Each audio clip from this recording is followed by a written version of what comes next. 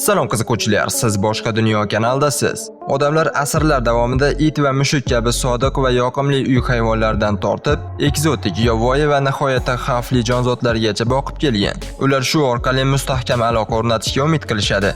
Ammo bu mustahkam ko'rinadigan bog'liqlik hayvonning tug'ma instinkti ta'sirida sinib ketsa nima bo'ladi? Bugungi hikoyalar to'plamida siz bilan birga hayratlanarli va dahshatli voqealarni ko'rib chiqamiz. Video boshida kanalga obuna bo'lishni va like bosishni unutmang. Ba'zi joylarda ilonlar keng tarqalgan bo'lsa, nihoyatda ehtiyotkor bo'lish kerak. Bu sudralib yuruvchi yirtqichlar eng kutilmagan joylarda yashirinib yotgan bo'lishi mumkin. Yengil avtomobilning og'irligi o'rtacha 1-1,5 tonna.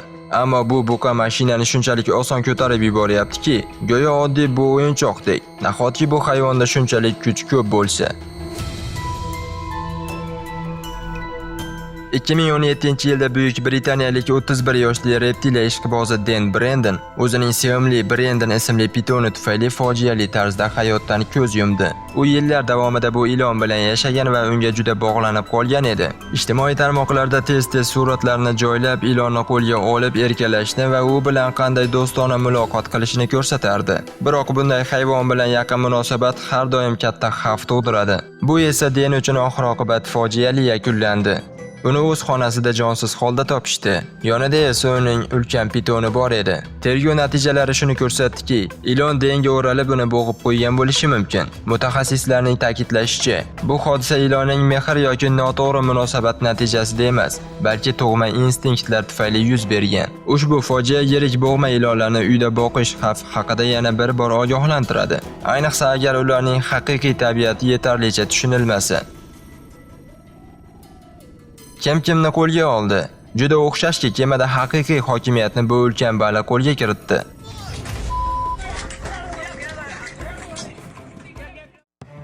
Bug'u to'liq dovdirab qolgan. Bu jonivor bu g'alati to'rt g'ildirakli jonzotning nima ekanligini tushunmayapti. U nimani kutish kerakligini ham bilmaydi va albatta hayvon tushunchasiga ko'ra eng yaxshi himoya hujum qilish.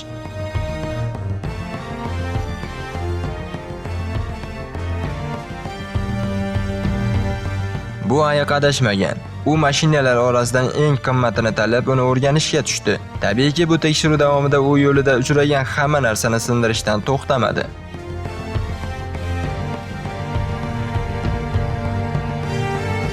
Mana bu esa haqiqatan ham dahshatli. Ayiq tashqaridan qanday qilib uyning ikkinchi qavatiga chiqishni tushunib oldi. O'ylashimcha, bu hodisadan keyin uy egalari atrofga baland devor qurishga shoshilishadi.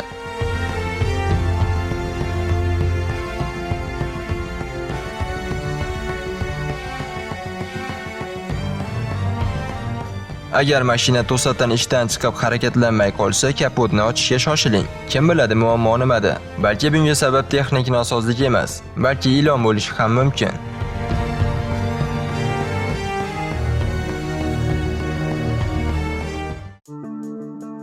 ...2002-yilda Delaware shtatining Nyu-York shahrida 42 yoshli Ronald Huff o'zining noodatiy uy hayvonlari, yirik go'shtxo'r sudralib yuruvchilar tufayli fojiali tarzda halok bo'ldi. Huff reptiliyalarga qiziqib, uyida yirtqich turlarga mansub yirik kaltakesaklarni boqardi. Ularning o'tkir tishlari, kuchli panjalari, tajovuzkor fe'l-atvori va yirtqichlik instinkti bor edi. Garchi bu g'ayrioddiy mashg'ulot bo'lsa-da, Huff o'zining uy hayvonlari bilan faxrlanar va ularga g'amxo'rlik qilardi. Biroq bu ekstravagant qiziqish oxir-oqibat fojiali yakunlandi. Huff bir necha kun davomida bog'lanmaganidan so'ng uning onasi xavotir olib politsiyaga murojaat qildi. Tergovchilar uyga kirganda uning jasadini qisman yeb tashlangan holda topdilar. Ekspertlarning fikricha, Huff ehtimol yurak xuruji yoki boshqa tabiiy favqulodda holat sabab yerga yiqilgan va och sudralib yuruvchilar uchun osongina o'lja bo'lib qolgan. Ularning yirtqich va murdaxo'rlik instinkti inson tanasini odatdagi oziq-ovqatdan farqlay olmaydi. Shu tariqa o'zining sevimli hayvonlari Huff uchun o'lim jazosiga aylandi. Maymun o'ziga erkak do'st topdi va uni hech qayerga qo'yib yuborishni istamadi. Faqat qarang, u qanday jon-jahdi bilan unga yopishib olgan.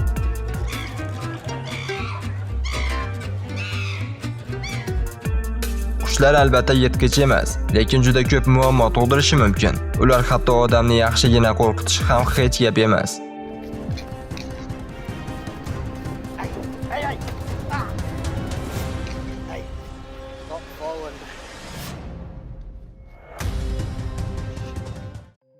Akulalar tabiatan yirtqich va ovchi hayvondir. Ular shunchaki qafas atrofida tinchgina suzib yurmaydi. Ayniqsa ichkarida ular uchun qiziqarli o'lja bo'lsa. Yana bitta fobiya mening qo'rquvlarim ro'yxatiga qo'shildi.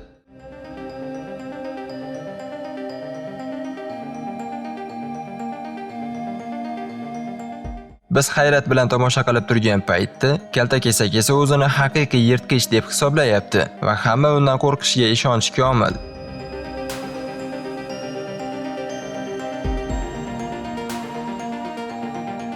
Faol yurish va sakrash uchun bolaga it emas, balki kenguru yaxshiroq namuna bo'la oladi.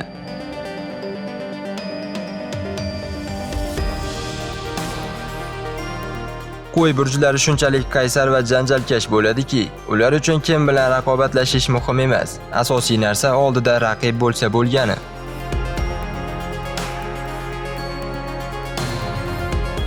Shunday ko'rinadiki, avtomatlashtirilgan yetkazib berish hali ancha uzoqda. Hech bo'lmaganda muhandislar qushlarga qarshi himoya tizimini o'ylab topmaguncha.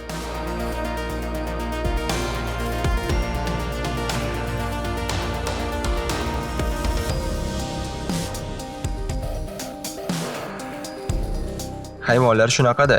Agar ularga nimadir yoqsa, hech kimdan ruxsat so'ramay uni shunchaki olib ketishadi.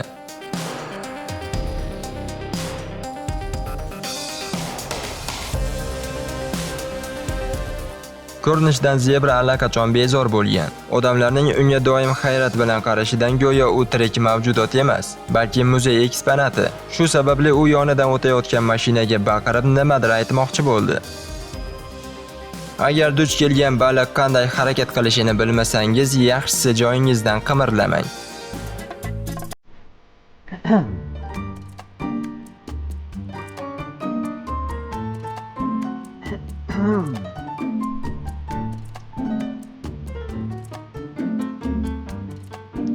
Hello.